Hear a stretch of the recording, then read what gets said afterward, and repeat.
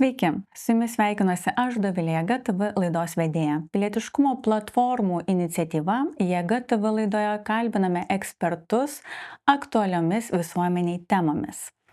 Šiandien laidoje kalbame apie Seime svarstomą reprodukcinės sveikatos įstatymą, kuris sukėlė audrą ne tik internete, sulaukus labai daug visuomenės komentarų apie tai, kad nėštumo nutraukimą ir kontracepciją norima kompensuoti mokesčių mokėtojų pinigais, bet ir dėl kitų įstatyme numatytų punktų. Specialistai labai susirūpinę, kad tai gali pažeisti tiek visuomenės sveikatą, tiek turėti labai daug pasiekmių ir rizikų. Tačiau kas atsakys už jas? Apie tai netrukus kalbėsime. Šiandien mūsų laidoje Ramūnas Aušrotas, Rengimo šeimai asociacijos pirmininkas, peticijos Ne abortams už mokesčių mokėtojų pinigus autorius. Sveiki. Labą dieną. Zita Tomilinienė, krizinio nėštumo centro vadovė. Sveiki. Eglė Markūnienė, gydytoja, neonatologė. Labą dieną. Tai pradėsiu nuo Ramūno. Jūs esate peticijos autorius, tai kokia yra peticijos iniciatyvos prasmė, tikslas ir aišku, kokio rezultato siekite? Kodėl mes visą šitą dalyką darome? Tai turbūt pirmiausia reiktų pasakyti, kad mes manome, jog žmogaus gyvybė yra vertybė.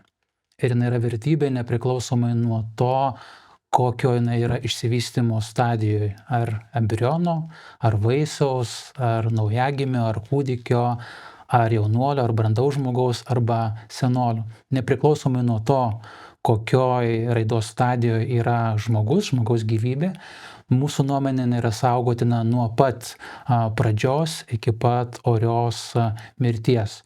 Kitas dalykas yra tai, kad mes manome, jog žmogaus gyvybė yra vertybė savaime. Ir čia turbūt vienas iš svarbesnių klausimų, nes kalbant šitą jautrią temą, labai dažnai susidurima su tokiu principu, kad jeigu kūdikėlis yra norimas, tai jam visuomenė ir teisė garantuoja viską. O jeigu jis yra nenorimas, tai jam negarantuoja nieko. Tai mes manom, kad tokia diskriminacija negimusios gyvybės atžvilgiu yra negera. Manom, kad žmogaus vertybė yra vertybė savaime, nepriklausomai nuo to, ar tas kūdikis yra norėtas ar nenorėtas, ar jis turi sveikatos problemų, ar jų neturi. Ir šią peticiją siekiame būtent ginti negimusią gyvybę nuo jos pradėjimo, o tas įstatymas, kuris yra siūlomas, iš tikrųjų jisai padidins ar tiksliau sumažins negimusios gyvybės apsaugą Lietuvoje. Mes to paprasčiausiai nenorime. Peticijos sulaukia dabar daugiau negu 2000 parašų, ar ne 2000. Ir kokių atsiliepimų komentarų sulaukėt? Nes ten jų yra labai daug prirašyta, ar ne? Labai daug įvairiausių nuomonių. Kokių jūs asmeniškai sulaukėt? Pozicijų, nuomonių? Tai manau, kad tas klausimas, kas yra žmogaus gyvybė, nuo kada prasideda ir apsprendžia žmonių požiūrį į tai, ar paremti ar neparemti peticiją mūsų šitą iniciatyvą. Kai gyvybė užsimezga moters įsčiose, mes negalime pasukti atgal. Mes negalime padaryti, kad moteris nebūtų nėščia. Mes galime padaryti tik tais arba du dalykus toj kryžkelėj. Arba leisti tai gyvybei vystytis ir gimti, arba galime tą gyvybę nutraukti. Tai grįsdami tam tikrais, sakykime, socialiniais, ekonominiais argumentais. Tai iš tikrųjų dalis žmonių pozicija būtent priklauso nuo to, kokį jie turi žmogaus gyvybės sampratą. Ir todėl mūsų peticiją pasirašo nebūtinai, sakykime, tikinti žmonės, bet bendrai žmonės, kurių supratimas apie žmogaus gyvybę yra grįstas mokslu. Antras dalykas, kurių sąžinė labai aiškiai sako, kad jeigu jau mes turime reikalą su žmogaus gyvybė, tai mes negalime žiūrėti į tą gyvybę instrumentiškai. Peticija nėra įstatymas, jie nesiekime, sakykime, apriboti arba uždrausti abortus Lietuvoje. Jie norime atkreipti dėmesį į tai, kad negalima eiti tuo keliu, kuris dar labiau pablogintų žmogaus gyvybės apsaugą. Ir kitas dalykas, šita peticija nieko nesako apie tai, kad neturėtų būti nėštumo nutraukimas dėl medicininių indikacijų, kai nėštumas kelia grėsmę moters sveikatai. Tai nėštumo nutraukimas dėl medicininių indikacijų tai yra klausimas, kurį reikėtų palikti medikams. Ir medikas, atstovaudamas tiek moters interesus, tiek ir vaisiaus interesus, jis ieško palankiausio sprendimo. Tai tikrai mes nešame prieš tai, kad, sakykime, panaikinti abortą apskritai ir kad net ir, kai yra grėsmė moters sveikatai, neleisti nėštumo nutraukti. Ne, apie tai neina kalba. Mes kalbam turbūt apie du dalykus, apie nėštumo nutraukimą moters pageidavimu ir kalbam apie tai, kad ar turėtų valstybė finansuoti nėštumo nutraukimą moters pageidavimu iš mokesčių mokėtojų pinigų iš valstybės biudžeto. Tai šiuo atveju mes manome, kad ne, nes įžvelgime šitame keleto tokių labai rimtų rizikų. Kai jeigu abortas moters pageidavimu taps finansuojamas mokesčių mokėtojų pinigais, tai reiškia, jis taps labai lengvai prieinamas. Tai jeigu jis taps labai lengvai prieinamas, tai iš esmės reiškia, kad pas mus tikrai augs abortų skaičius, tiek medikamentinio aborto, tiek ir chirurginio aborto skaičius. Ir tada atsiranda rizika, kad abortas taps pirmų pasiūlymų moteriai, kuri yra patekusi į krizinio nėštumo situaciją. Nors iš tikrųjų toje situacijoje yra keletas variantų. Vienas variantas yra nutraukti nėštumą, bet yra variantas nenutraukti nėštumo ir auginti tą vaikelį, arba yra variantas nenutraukti nėštumo, leisti tą gyvybę gimti ir atiduoti tą vaiką kitiems tėvams, kurie turbūt trokšta vaiko ir galbūt negali susilaukti jo natūraliu būdu. Tai toks lengva prieiga prie aborto pagal pageidavimą sukelia riziką, kad tai taps šeimos planavimo priemonė arba pirmo pasirinkimo priemonė ir mes manom, kad tai neatitinka pagarbos žmogaus gyvybei principo ir neužtikrina pakankamos žmogaus gyvybės apsaugos, kuri visgi demokratiškoje visuomenėje mes turėtume ginti visų visuomenės narių interesus, įskaitant ir negimusios gyvybės interesus. Tai prie peticijos eigos dar sugrįšim, kadangi kalbėjom tą temą, kada prasideda ta gyvybė, norėčiau Eglei užduoti tą klausimą. Koks yra tas teisingas apibrėžimas, kada medicina jau laiko, kad tai yra užsimezgusi gyvybė, ne tik tai pastojimas moters, ar ne? Kaip vyksta tas procesas, kaip jis apibūdinamas ir kaip mediciniškai teisingiausia traktuoti? Nei vienas medikas, nei vienas genetikas niekada nesuabejos jau šitą tiesą ir mokslo įrodymų, kad žmogus prasideda susijungus dviem ląstelėm. Tuo pagrįsta ir yra ir žmogaus kūrimas mėgintuvėlyje, dirbtinis apvaisinimas. Tai tikrai nėra kažkokia loterija, kai mes sujungsime tas dvi ląsteles, kas čia gausis, šuniukas ar kačiukas, tai tikrai žinome, kad tai bus žmogus. Tai medicininiu požiūriu, tai be abejo tik tais žmogus prasideda apvaisinimo jau momentu, susijungus dviem ląstelėm. O žvelgiant į vakarų kultūros šalis, pasaulį, kur tikrai yra prieinama informacija ir mokslas, pradedi suabejoti, ar iš tikrųjų mes vertiname tą gyvybę. Nes katastrofiškai mažėja gimstamumas visose ekonomiškai stipriose šalyse ir renkamasi šuniukai, kačiukai. Tai grėsmė yra didžiulė, nes reiškia nebevertinam visiškai žmogiškos gyvybės. Ir šitas įstatymas ir turi tą riziką, nes kiekvienas įstatymas turi ir tam tikrą socialinį poveikį, jis formuoja tam tikrą prasme visuomenės mentalitetą. Tai reprodukcinės sveikatos įstatymas toks, koks jis yra, su neribotu finansavimu tiek tiek ir abortų pagal pageidavimą, tiek ir sterilizacijos, tiek ir kontraceptinių priemonių, na, jis siunčia žinutę, kad gyvybė mūsų kultūroje nėra pageidaujama, kad tai yra blogis, kurį reikia arba našta, kurio reikia vengti, kontroliuoti, jeigu jisai išsprūsta, tai tada pasiūlyti visas įmanomas priemonės, kaip susitvarkyti su tuo išsprūdusiu blogiu. Ir kas dar turbūt labai neramina ir mane kaip tėtį, ir kitus tėvus šiuo klausimu, yra tai, kad, na, iš tikrųjų, na, visas tas įstatymas yra toksai, sakykime, kaip įvardinti būtų toks gimstamumo kontrolės įstatymas, pradedant nuo pareigos mokyklose lytinį švietimą diegti, kuris remiasi iš tikrųjų tokiu principu, kad nėštumas yra rizika, kad nėštumas yra nepageidautinas, kad nėštumas yra blogis. Tai jeigu jauna mergaitė girdi mokykloje šitą dalyką, natūraliai jinai pradeda bijoti naujos gyvybės atsiradimo.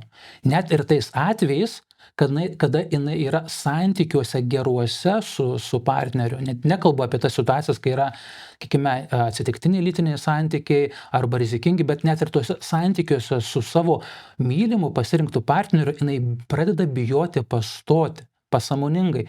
Ir tada iš tos baimės kyla kas? Kontraceptinių priemonių vartojimas. Nes aš kai bijau pastoti, tada bandau apsisaugoti. Ir dabar man, jeigu nepavyksta pastoti, o kontraceptinės priemonės nei viena nėra 100% patikima, tada aš ieškau kitų priemonių, kaip išvengti to, kas jau įvyko. Ir čia tada ateina, sakykime, aborto pagal pageidavimą klausimas. Tai tas įstatymas realiai skirtas formuoti tokį mentalitetą, kad gyvybė yra grėsmė, žmogaus gyvybė yra grėsmė moteriai. Ir kad netrodytų, jog spekuliuoju šito klausimu, galiu pateikti pavyzdį iš Japonijos. Japonai, kurie irgi susiduria su didelė demografinė problema, padarė tyrimus ir bandė pasiaiškinti, dėl kokių priežasčių jaunos Japonės nenori turėti vaikų. Tai vienas iš įvairių buvo priežasčių, bet viena iš priežasčių buvo tai, kad jos bijo pastoti, bijo nuo jos gyvybės pradėjimo.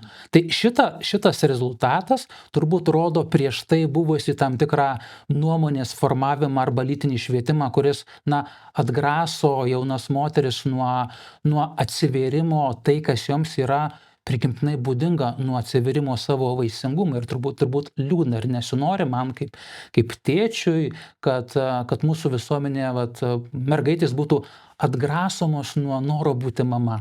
Čia labai svarbus vaidmuo yra ir gydytojų pusėje. Tas kamuolys dažnai yra motyvuoja ir demotyvuoja moteris išlaikyti tą nėštumą. Ir kaip Zita, jūs paminėjot spaudos konferencijoje tokį pavyzdį, ar ne, kad su jumis moteris dalinasi, kai išgirsta naujieną apie nėštumą, gydytojai paklausia, tai ar gimdysit? Sako, ką darysit? Vietoj to, kad pasveikintų, sveikinu, jūs laukitės, žiūrėti, kaip moteris reaguoja, ar ne, ar jinai džiaugiasi, ar jinai verkia dėl to žinios. Tai jie sako, ką darysit?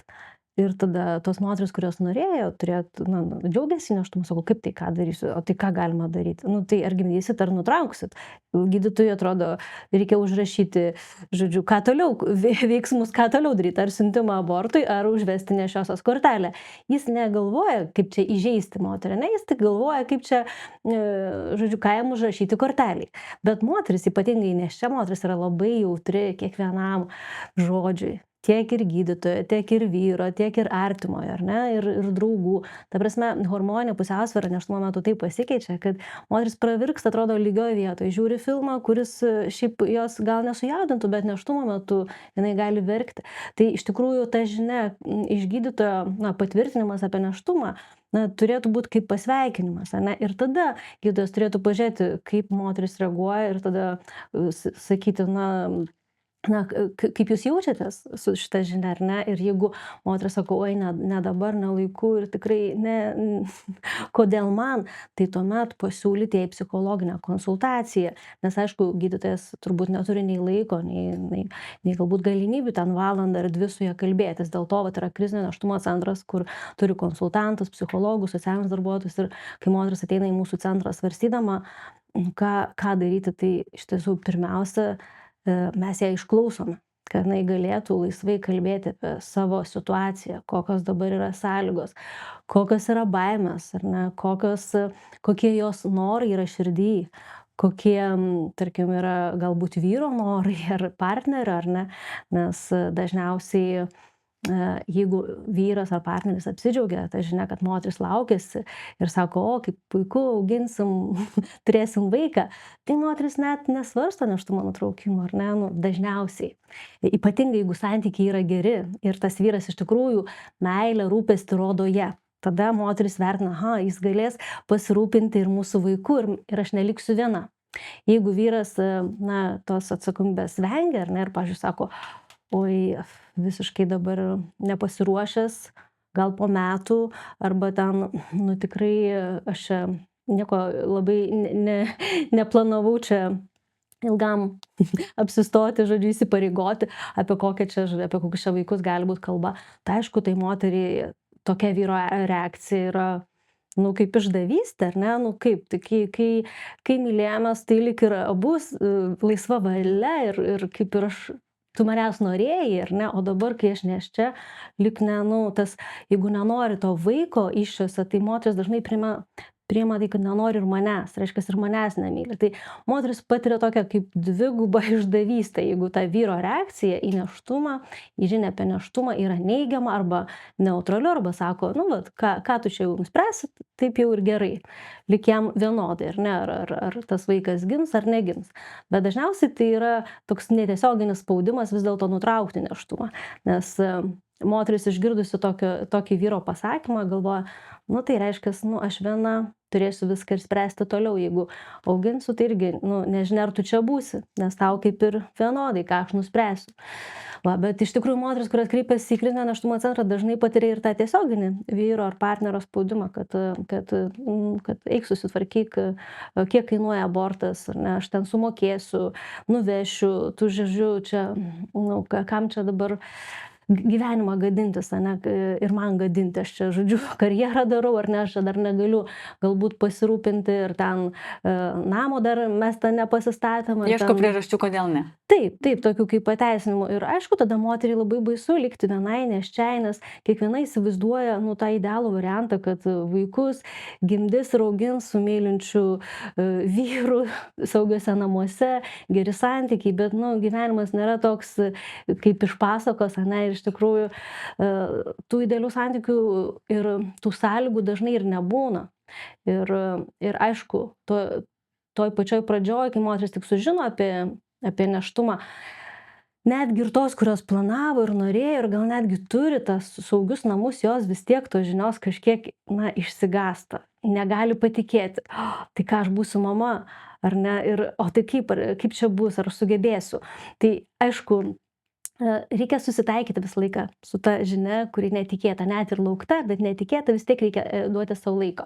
Ir aišku, jeigu nėra tos, na, artimųjų palaikymo, džiaugimuose, kad tu laukiasi, o kaip tik galbūt nusisukimas ir sakymas, kad, nu, kam tau čia reikia dar problemos vienos ir taip čia nesusitvarkai su savo gyvenimu, čia dar vaiką, kokia tu būsi mama, tai aišku, tada tos baimės pasidaro, nu, tokios didelės, kad moteris galvoja, ne, tai turbūt vaikui bus geriausia net turbūt negimti, nes ne kokia aš mama ir kaip aš čia pasirūpinsiu. Tai vat aplinkiniai, artimieji kaip tik turėtų padrąsinti, palaikyti. Tai čia yra toks lūžio taškas. Jeigu būtų įstatymas priimtas, tokiu atveju tie artimieji, kurie nepalaiko, sakytų, taigi vat priimtas įstatymas, viską paprasta atlikti, susitvarkyti, kam tu čia vargsi su tuo vaiku.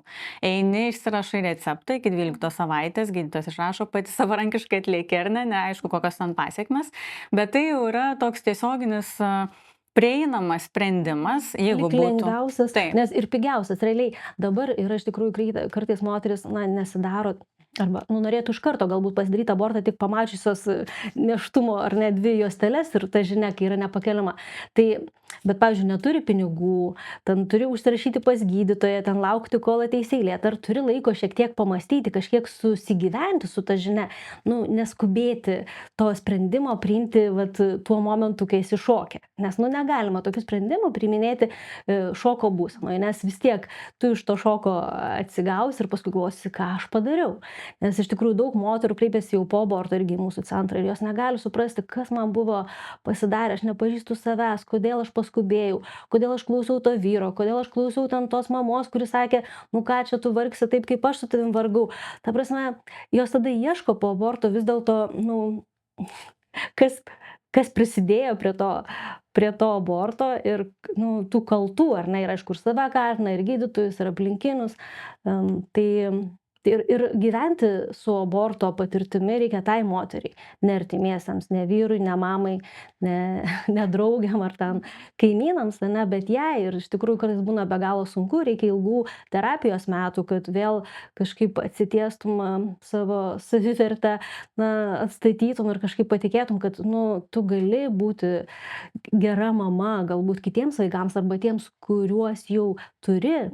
O jeigu moteris kreipiasi palūžusios į jūs, ar ne, kur jau ant tos ribos, kad jau eis daryti nėštumo nutraukimą, bet tiesiog ateina pasitvirtinimui iš jūsų kažkokios tai pagalbos, kiek procentaliai iš jų po suteiktos pagalbos visgi nusprendžia gimdyti? Mes procentais neskaičiuojam, bet į kiekvieną moterį, kad ir būna, pavyzdžiui, sako, aš jau užsirašysiu abortui ten rytoj, ar ne. Mes vis tiek kviečiam ateiti pasikalbėti, bet kada gali pakeisti tą aborto datą, ar ne, ir kartais, jeigu yra iki 12 savaitės, beveik, vos ne 3 mėnesiai, kad tu gali svarstyti, ar ne, tai nebūtina, skubėti, bet užsirašiau ir dabar negaliu praleisti. Mes sakom, jūs neturit skubėti. Reiškia, pirmiausia, moteriai, ją išlaisvinti iš to jausmo skubotumo, kad kuo greičiau.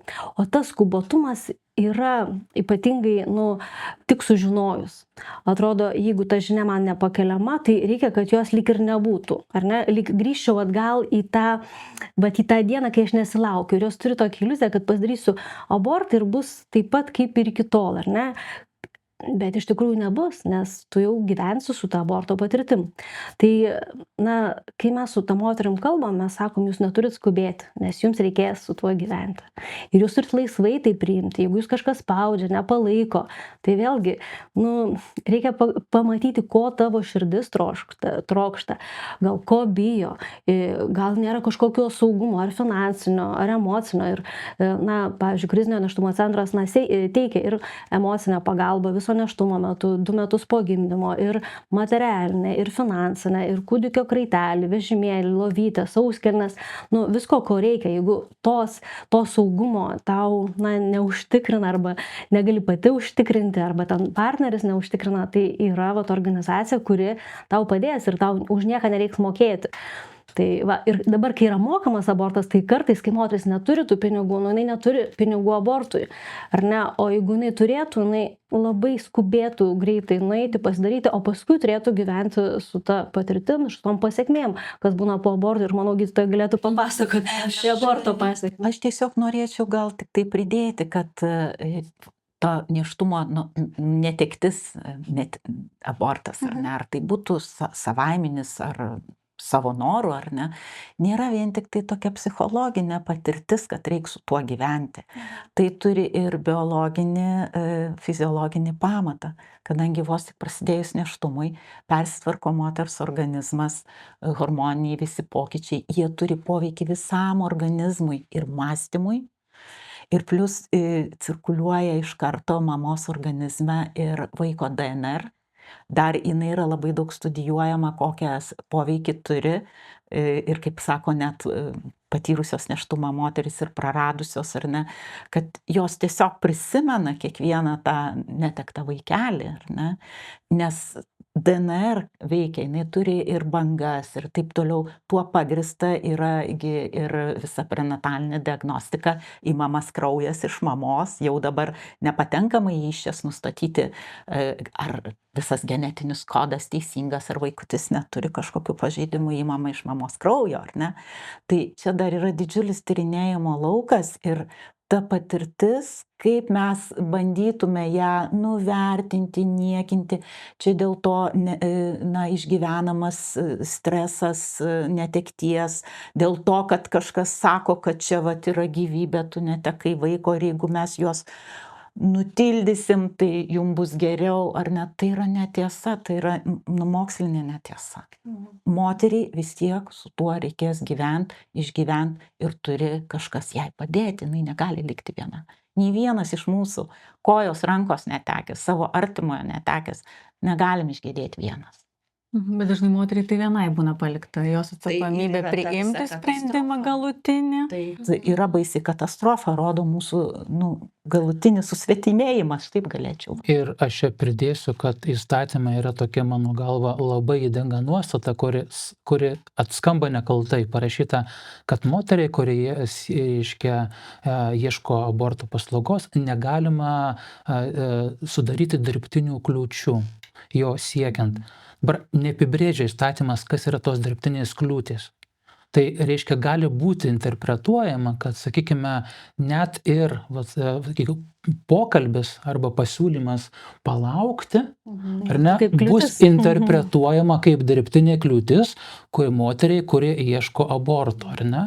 Tai pasakysiu šitoje vietoje kaip teisininkas, kad normali vakarų praktika nustato, kad yra reikalingas tas sprendimo priėmimo laikotarpis ir pats nustatymas, kad negali atlikti iš karto nėštumo nutraukimo, bet kad reikia palaukti, arba kad moteris yra siunčiama pasikalbėti su psichologu, arba įvertinama jos socialinė ekonominė aplinka, tai nėra laikoma kliūtimi jai priimti laisvą informuotą sprendimą. Netgi priešingai, kai nebūna šitų dalykų, labiau galima traktuoti, kad tai yra nelaisvas sprendimas, nes moteris neturi pakankamai informacijos, nepakankamai laiko ir pakankamai pagalbos, kad galėtų priimti tikrai labai svarbų sprendimą savo gyvenime. Ir tyrimai rodo, kad moteris, kurios darosi nėštumo nutraukimą, apie 25% yra patyrę smurtą savo partnerio, ar psichologinį, ar fizinį, ar seksualinį. Tai vėlgi, ta konsultacija būtų kaip tas toks filtras, ar ne, vis dėlto išsiaiškinti, ar tu nepatyrei smurto, ar ne, gal tu gyveni su smurtautoju. Ir iš tikrųjų, moteris, kurios gyvena su smurtaujančiais vyrais, jos daro pakartotinius abortus ir jos lieka toj smurtaujančio žmogaus aplinkoje, nes tai jas dar labiau įkalina, ar ne? Toks nepriklausomybė čia jau. Taip, ir pas mus irgi centrai yra buvę tokiu atveju. Tai dažnai, jeigu moteris sulaukia pagalbos, iš kažkokios institucijos, tai šiuo atveju iš mūsų, būna, kad kaip tik padeda tas naujas vaikas pasibeldęs moteriai išsilaisvinti iš smurtaujančios aplinkos, iš to smurtautojo. Ir jinai supranta, kad tai, ką aš iki tol patyriau ir mano kiti vaikai, tai nėra geriausia, ką galima. Ir kartais tas naujas vaikas pasibeldęs lyg ir nelaiku ir lyg netinkamomis sąlygomis, kaip tik atneša geresnio, saugesnio gyvenimo galimybės. Eglė, aš noriu dar jūsų paklausti iš medicininės pusės. Vienas punktas teigia, kad įstatymo punktas, kad iki 12 nėštumo savaitės moteriai medikamentiniu būdu gali būti nutrauktas nėštumas be sveikatos priežiūros specialisto. Tai kokios pasekmės gali būti moteriai, jos sveikatai? Gali būti tiesiog ir ne visai pasibaigęs, ar ten abortas, kraujavimas, infekcija. Tai čia labai jau tikrai tokios medicinės komplikacijos. Ir žinot, visos medicinės komplikacijos, kas beįvyktų, šiaip ar taip yra gydomos nemokamai, ar ne? Bet tas tavo pirminis apsisprendimas savo noro atlikti tikrai neturėtų būti mokamas iš mūsų visų mokesčių mokėtojų pinigų, nes tikrai nei viena nepavykus kažką komplikavusis nebus palikta likimo valiai ir dar pareikalautų iš jo susimokėti. Ir aš galvoju, telemedicina, bet kai gali receptą tam vaistiniam nutraukimui gauti telefonu, tai jeigu gydytojas nepatvirtino, kiek tų savaičių laukėsi, ar ne, tai aš nesuprantu, kaip gali užtikrinti tą, kad iki 12.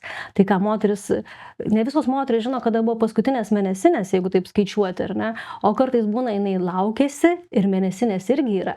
Tai yra būtina echoskopija, kad patvirtinti, kiek yra dabar savaičių tam vaisių, ar ne, ir ar jis yra gimdoje. Nes jeigu yra negimdoje, jeigu tai yra negimdinis nėštumas ir tu, ta prasme, gydytojai net neskiria tuomet vaistinio aborto, nes tai yra pavojinga, tada turi būti chirurginis.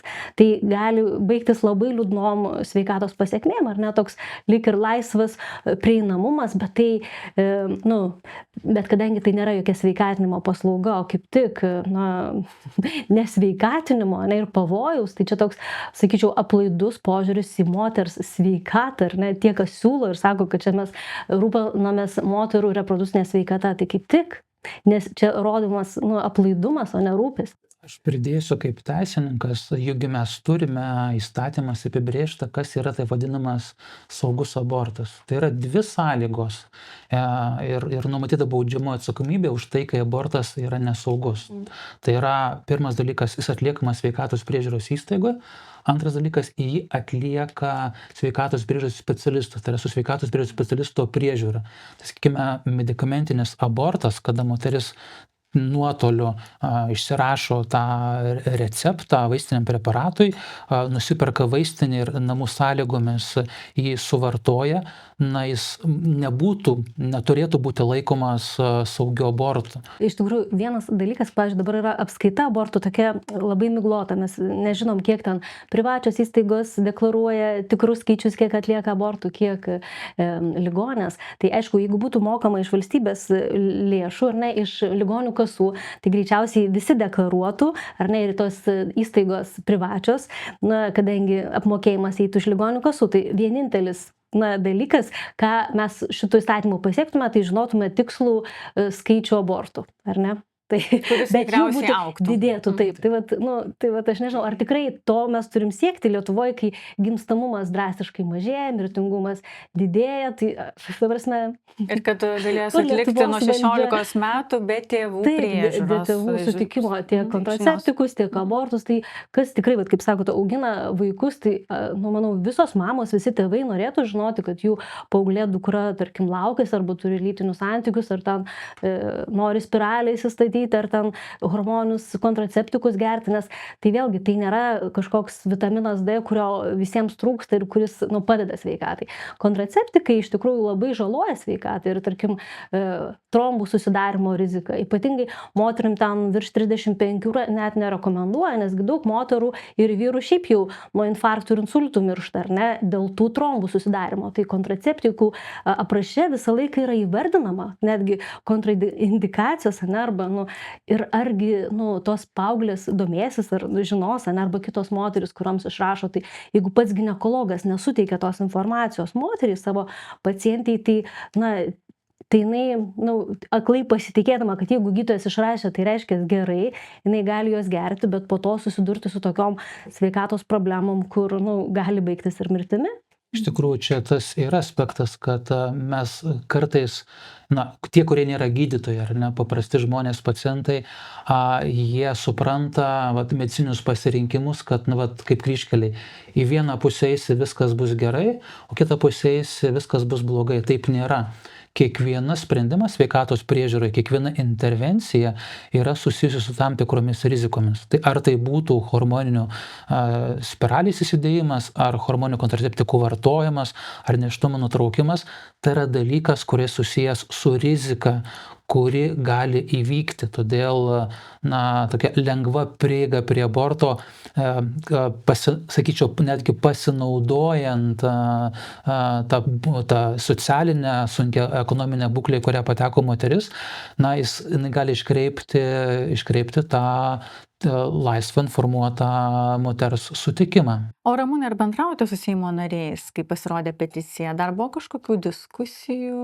apie įstatymų pakeitimus? Šita peticija iš tikrųjų yra skirta Lietuvos Seimo nariams, kurie rudenį susirinks į rudens sesiją, kai bus sveikatos reikalų komitete svarstomas šitas įstatymo projektas, kada suplauks įvairių institucijų nuomonės, jos dabar, žinau, yra renkamos, ir taip pat ateis ir paprastų piliečių nuomonė, tai yra mūsų peticija dėl šito įstatymo klausimo. Specialiai su vienais arba kitais politikais nesame bendravę, nenorime ryžtis. Žinot, politikai turi, sakykime, tokį pomėgį panaudoti vieną arba kitą dalyką savo viešiesiams ryšiams. Mes manom, kad šitas klausimas tai nėra, sakykime, vienos arba kitos politinės partijos klausimas, tai yra vertybinis klausimas. Ir tikrai manome, kad skirtingų parlamentinių partijų nariai gali turėti šitoje vietoje laisvą mandatą ir balsuoti pagal savo sąžinę ir įsitikinimus. Ir tikrai kiekvienoje parlamentinėje partijoje yra politikų, kurie mano, kad žmogaus gyvybė yra saugotina. Tai mes šitą peticiją atnešim visiems Seimo nariams. Rudenį, kai prasidės Seimo sesija, norėsime susitikti. Tai tie, kurie norės susitikti, išklausyti mus, ką mes norime pasakyti, priimti domėn, ką mes norime pasakyti, mes bendrausime su visais. Šiuo metu su konkrečiais politikais tikrai neturime ryšių arba reikalų. Priimam, aišku, jeigu koks nors politikas, sakykime, palaiko peticiją, O iki kada pasidalina. galima pasirašyti peticiją irgi? Peticiją galima pasirašyti iki spalio 1 dienos, nes spalio 10 dieną prasidės Seimo sesija ir tada bus priiminėjami sprendimai. O per visą šitą laiką mes kviečiame Lietuvos žmonės, kurie mano, kad šis įstatymas netitinka geriausių visuomenės, moters ir negimosios gyvybės interesų, ją pasirašyti. Dabar baigiamasis klausimas visiems apibendrinimui. Tai yra, ką norėtumėt pasakyti žmonėms, kurie abejoja ar pasirašyti tą peticiją. Tai yra, koks būtų vienas ar keli punktai pagrindiniai, į ką būtina atkreipti dėmesį, kviečiat visuomenę atkreipti dėmesį, ir ką norėtumėt pasakyti Seimo nariams, jeigu galėtumėt perduoti žinią, kad jie irgi susimąstytų apie įstatymo projektą. Gal Zita? Kad žmogaus gyvybė yra vertybė nuo pat jos pradėjimo ir reiktų valstybės įstatymais saugoti tą gyvybę, o ne naikinti kuo greičiau ir už valstybės pinigus. Tai aš sakyčiau, kaip tik reikia kurti įstatymą, kuris reglamentuotų kompleksinę pagalbą nėščioms, kurios išgyvena krizę dėl to neplanuoto nėštumo arba dėl nėštumo, kuris pasibaigė persileidimu ar po aborto, suteikti reikiamą pagalbą psichologinę, emocinę. Tai už tokį įstatymą, manyčiau, reikėtų balsuoti, o už tai, kas dabar pateikta kaip reprodukcinės teisės ir sveikata, tai realiai yra nesveikata ir čia yra tiesiog moterų sveikatos žalojimo projektas. O aš norėčiau pratęsti tuo pačiu, kad iš tikrųjų man kaip medikai labai keistai skamba reprodukcinės sveikatos įstatymas. Tai tada reiškia, mes turėtume kurti širdies kraujagyslių įstatymą, psichinės sveikatos įstatymą, ir taip visus mūsų kūno sistemas, ar ne, viskiam įstatymas. Iki šiol visi medicininiai dalykai, sveikatos dalykai, prevenciniai yra reglamentuojami sveikatos ministro įstatymais ir gydymo protokolais, sekant visus mokslo įrodymus, ar ne, geriausią klinikinę praktiką. Tai to ir pakanka. O įstatymas tai turi būti gyvybės apsaugos įstatymas. Nuo pat pradžios iki pabaigos, o Seimo nariam tiesiog ir norėčiau pasakyti, kurkime gyvybės kultūrą. Mes nesam blogis pasaulyje. Svarbiausia esame mes, žmonės ir mūsų gyvenimas. Ar ne taip? Aš galbūt pridėsiu tai, kad šita peticija nesiekiame apriboti jau egzistuojančios tvarkos. Taip, mes galim turėti skirtingus įsitikinimus šito klausimu ir, sakykime, aš tikrai labai skeptiškai žiūriu į patį abortą ar aborto procedūrą, bet aš priimu tą sistemą, kuri yra dabar ir nenoriu, sakykime, atimti iš moterų kažką, ko jos turi dabar. Kas yra turbūt svarbu, kad neturėtume kurti tokios sistemos, kur yra, sakykime, disbalansas. Mes gyvename visuomenėje, kurioje saugome visų interesus ir vyrų, ir moterų, ir vaikų, ir tėvų, ir negimusios gyvybės. Tai bandykime suderinti ir pasisakykime už interesų suderinimą, bet ne, sakykime, svarstyklių nusvėrimą vieno intereso pusėn. O Seimo nariams turbūt norėčiau pasakyti tokius 2 dalykus. Tai pirmiausia, kad yra viešoje erdvėje manipuliuojama įstatymo autorių, kad neva yra kažkokie tai tarptautiniai įsipareigojimai, kurie reikalauja priimti šitą įstatymą. Tai yra absoliuti netiesa.